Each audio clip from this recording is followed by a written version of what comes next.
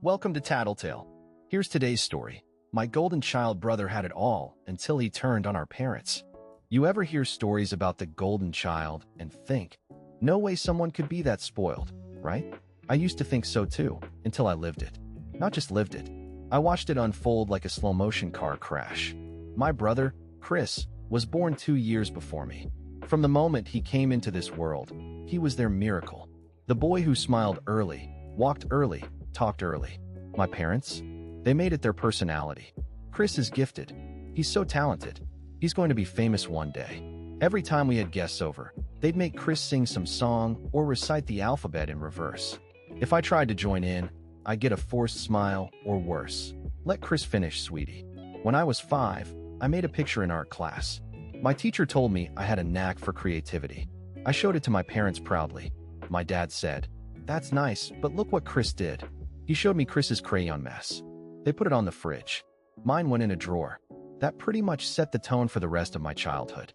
Chris got praise for everything. Got trophies for activities he barely participated in.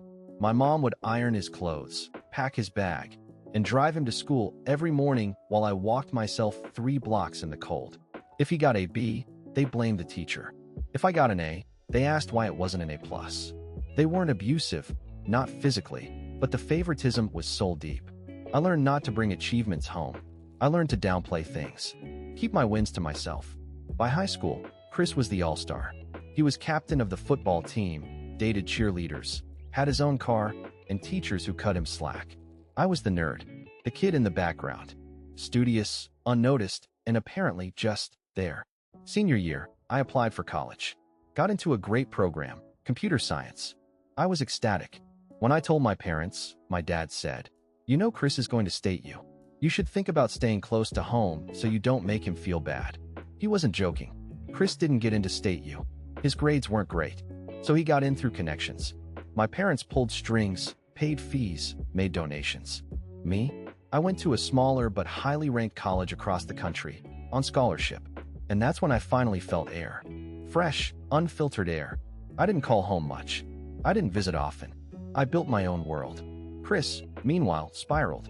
Turns out when your whole personality is golden child, and the real world doesn't care about your mommy's praise, things get ugly. First semester, he got caught plagiarizing. Parents blamed the professors. Second semester, he got into a fight at a frat party. Parents blamed the other guy. By sophomore year, he dropped out. Said college was a scam. He came home and lived in the basement, rent-free. My parents still worshipped him. "He's figuring things out," they'd say. I graduated early. Got a job in Seattle at a software firm. Moved into my own apartment. Paid off my student loans in 3 years. All without their help. I started therapy. My therapist was the first person to tell me, "You were emotionally neglected." That hit me hard. I always thought I was just being dramatic.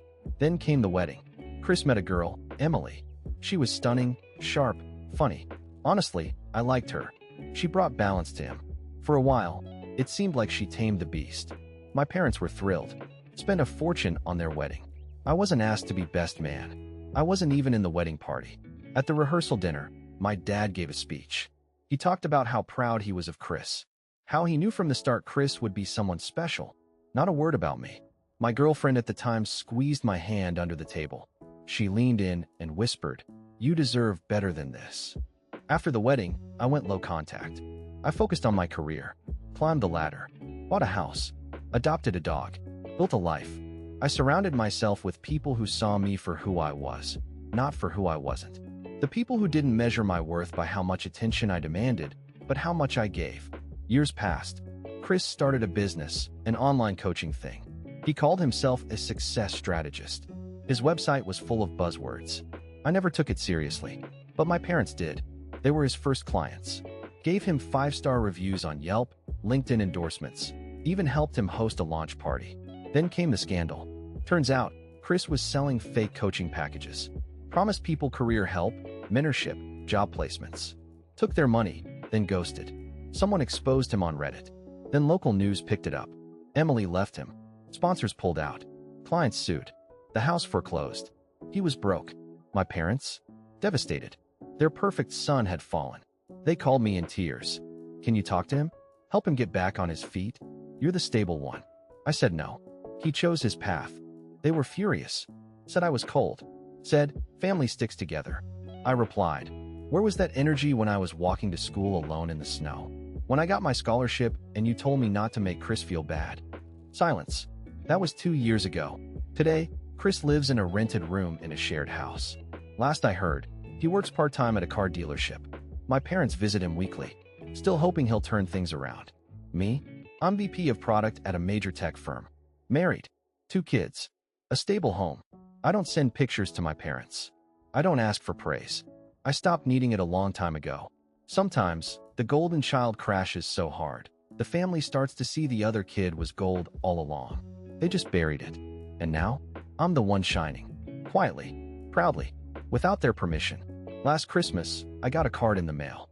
No return address, just my name on the envelope. Inside was a folded piece of notebook paper. It was from Emily.